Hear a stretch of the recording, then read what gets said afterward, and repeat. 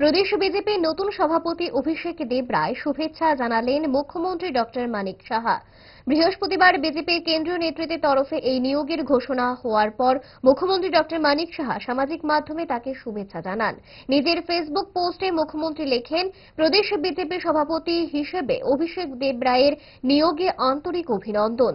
তার গতিশীল নেতৃত্ব ও সাংগঠনিক দক্ষতায় দল আরও শক্তিশালী হবে এবং ত্রিপুরার মানুষের কল্যাণে নিষ্ঠার সঙ্গে কাজ করে যাবে বলে আমি আশাবাদী। মুখ্যমন্ত্রী এদিন অভিষেক দেবরায়ের সফল কার্যকালের শুভকামনা করেন।